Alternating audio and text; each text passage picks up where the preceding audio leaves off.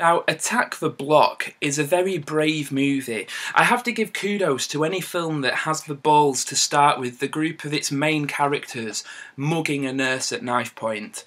And this is also the reason that the film didn't quite work for me, is that I felt that the characters, the chavs, if you will, who are the main characters, I never actually warmed to them. Now, the basic plot of the film is that aliens invade a council estate in South London, and it's up to this group of misfits to help fight off the alien invaders with the help of like Nick Frost, who plays a stoner in the movie. And as I've said, straight away the movie puts itself at a disadvantage in this mugging scene, and once the aliens start landing and the kids have to tool up and start fighting, it really doesn't let up for a moment. It's kind of one set piece after another. Quite well done, directed by Joe Cornish from Adam and Joe fame, a show that I really like.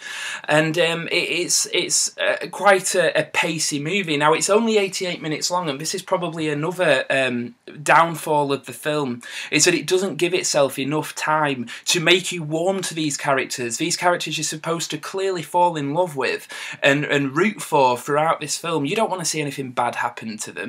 But unfortunately, I did find myself in the movie towards the end thinking, actually, these kids deserve to die after what they've undoubtedly done to people in the past. I have no qualms in watching them get eaten by these aliens.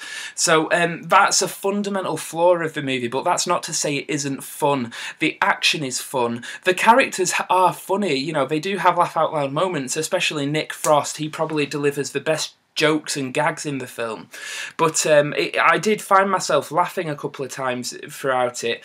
And also another problem is, and this is probably just the connotations of living in England, that I've actually met people like this and, you know, would quite happily watch them burn in an alien invasion or whatever. I guess that's just my personal hang-up influencing my my take on the film, but I don't like these types of kids who go around thinking they're above the law and can do what they want, and they're just animals, you know, they are.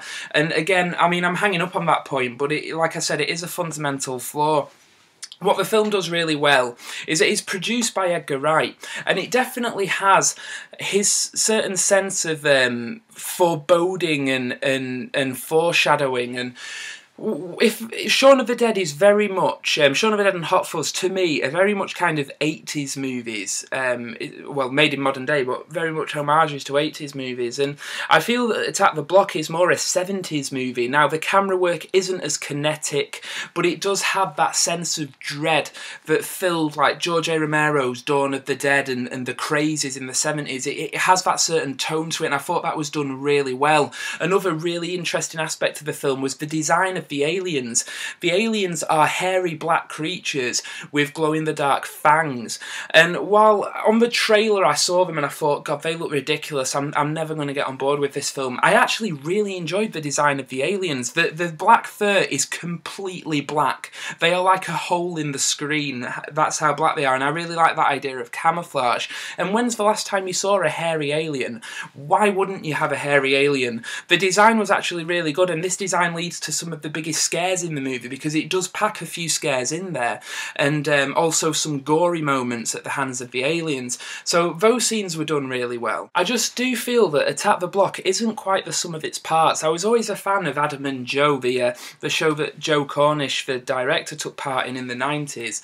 I had seen it back then, but kind of forgotten about it, and my girlfriend was a big fan. She has the DVD, and we watched it recently, and it kind of all came flooding back, and I kind of fell in love with the show again, and it's a really good show. I loved his sense of humour and his approach to modern media and things like this, and I just think it's kind of a missed opportunity. I think you could have done a lot more, but that probably comes with the fact that it is only 88 minutes long, and it doesn't give itself enough time to build these characters, to build this world, and to make you root for them as much as you should.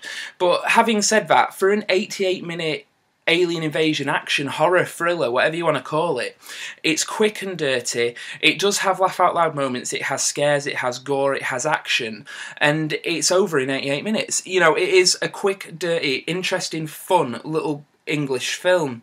And sadly, for anybody who isn't English, anybody say in the States, you know, not only may they have to subtitle the movie in order for you to understand the accents, the fact is England is kind of like that. You know, there are these people, I wouldn't even really refer to them as people, but there are things like this walking around that do mug nurses at knife point, and it's just it's kind of, I don't know, I never rooted for the characters, and that's my fundamental problem with the movie, but I would recommend it. It is fun. I don't think it's anywhere near Shaun of the Dead. I think Shaun of the Dead really has the market cornered in English comedy horror. But Attack the Block is a fair attempt by Joe Cornish. It's very well directed and looks great. It looks like a full-on horror movie. And I'm interested to see what he does next.